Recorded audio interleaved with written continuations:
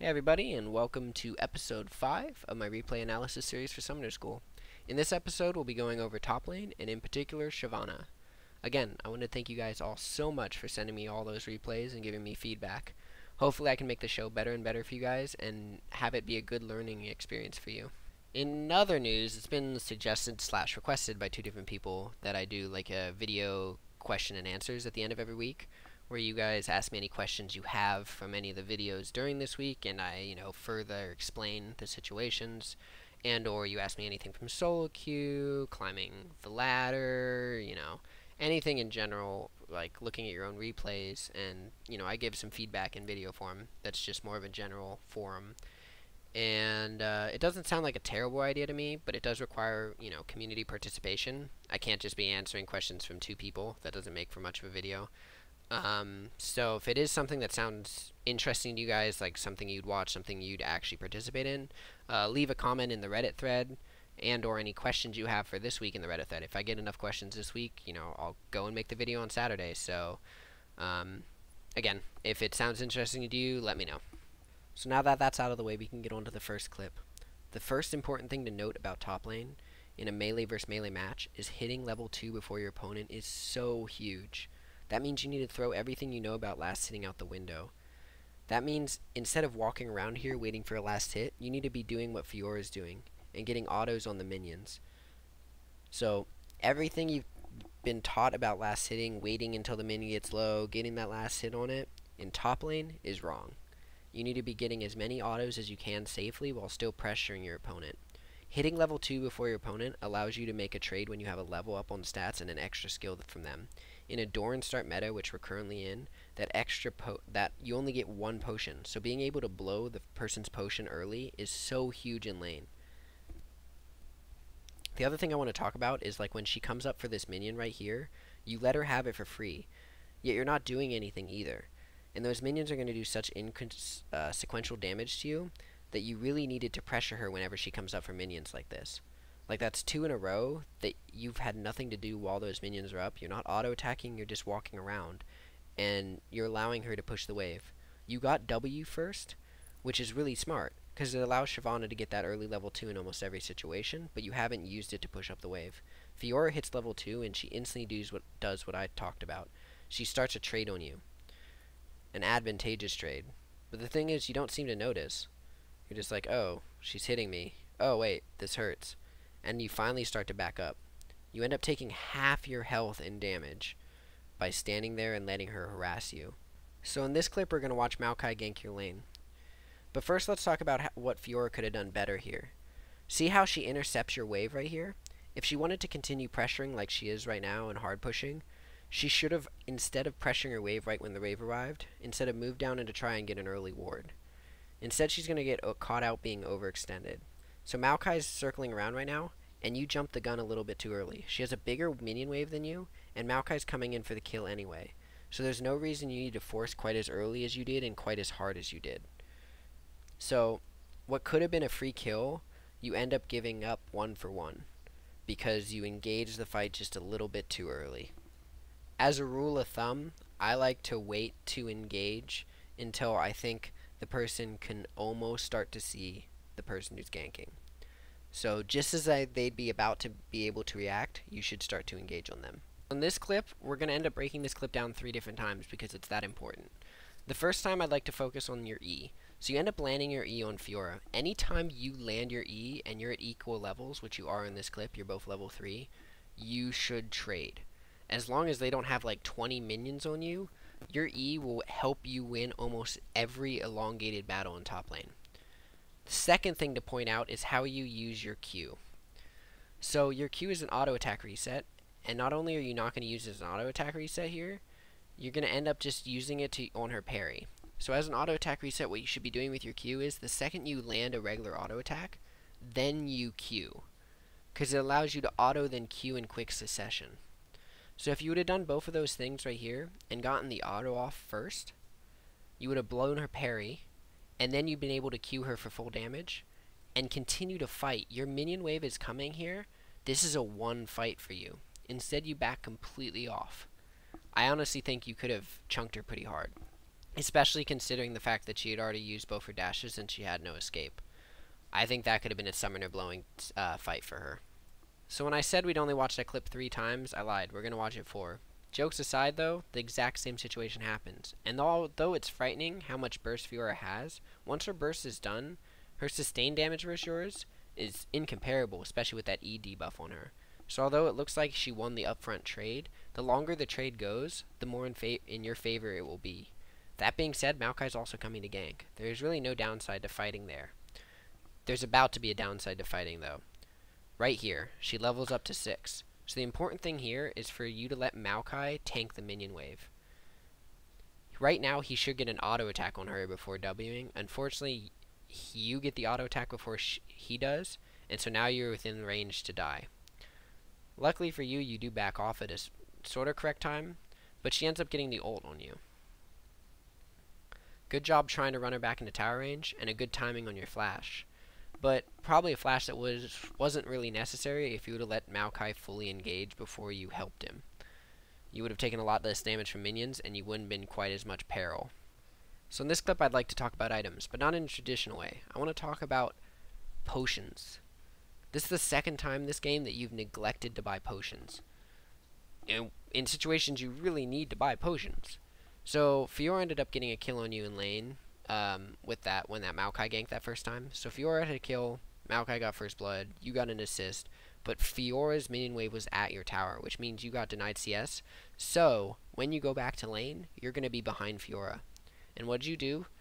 You bought one potion with your 400 gold and teleported back to lane. You had 400 gold, you bought one potion. I don't know why. I don't know why you at least bought 2 or bought boots or something, you know. You bought one potion versus a Fiora who's going to be ahead. And sure enough, Fiora bought 3 and a longsword. Like, she's going to outtrade you. And in this clip, again, you're a little bit behind in lane, and maybe instead of a cloth armor, you know, buy a couple potions. It helps you sustain in lane, and in top lane, sustain is so important. It's so crucial to the lane.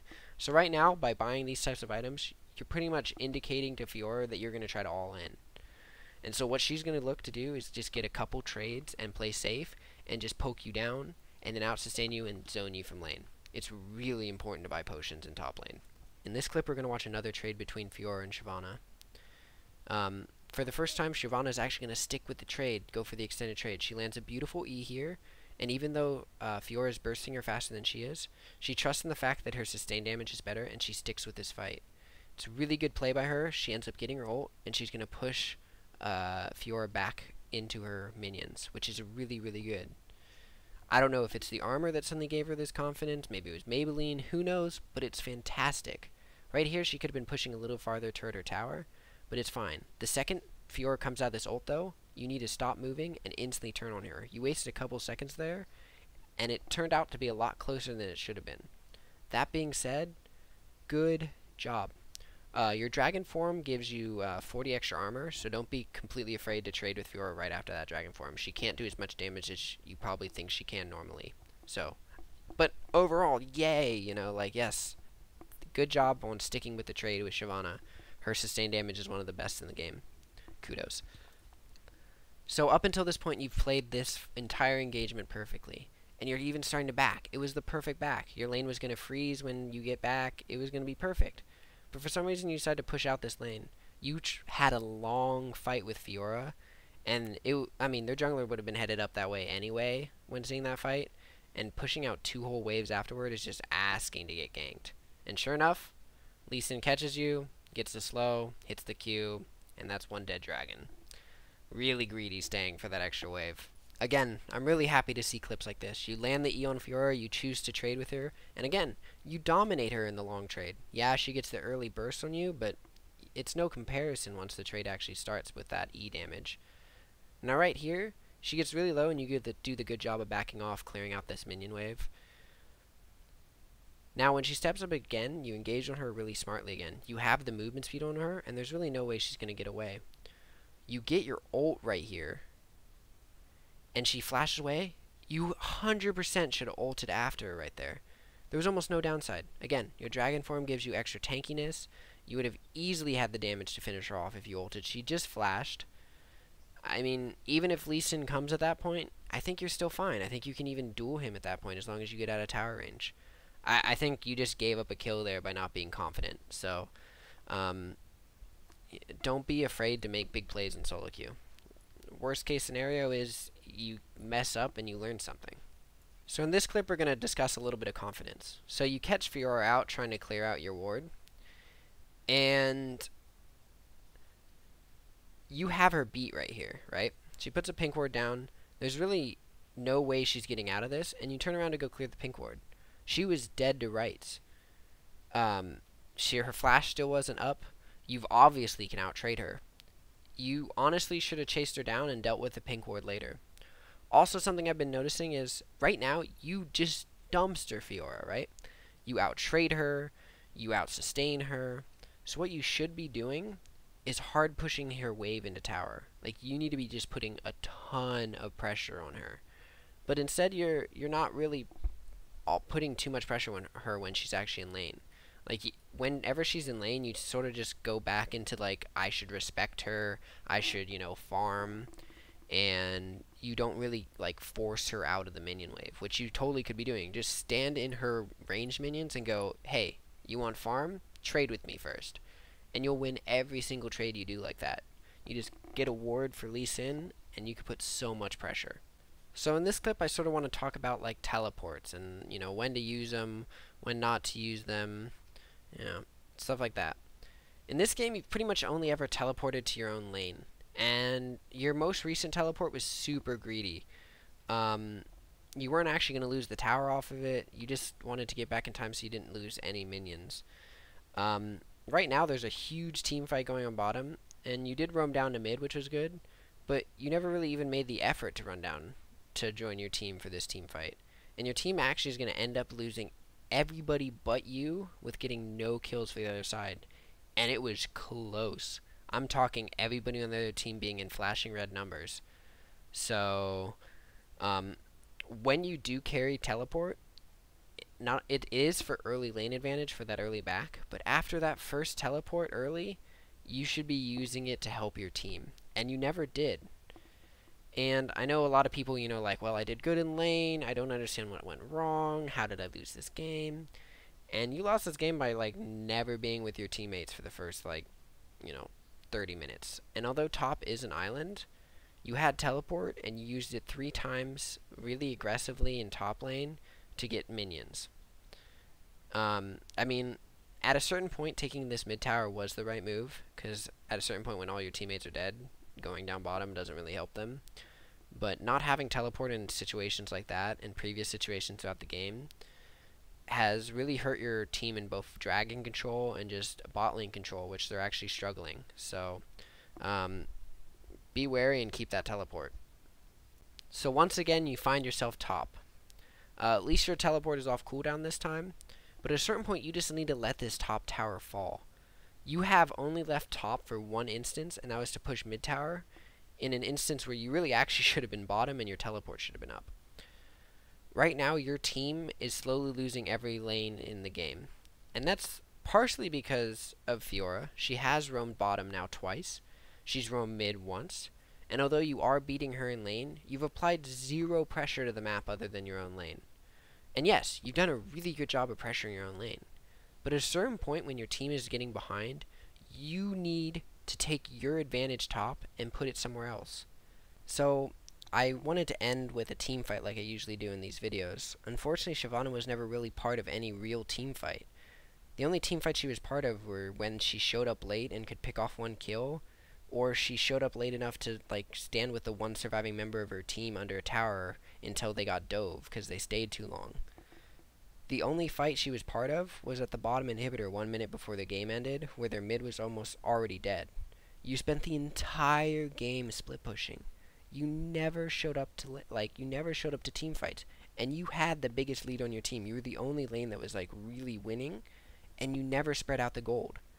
You just kept going top, and you let your lane go to their team and force 5v4s over and over in your team. You never helped your team, and that's a big issue. So like last episode, we're going to have to cut this one short. I do have some feedback for Shyvana. I'll leave it in the Reddit thread. Otherwise, thank you guys so much for watching, and I'm more than happy to take any feedback or replays you guys have.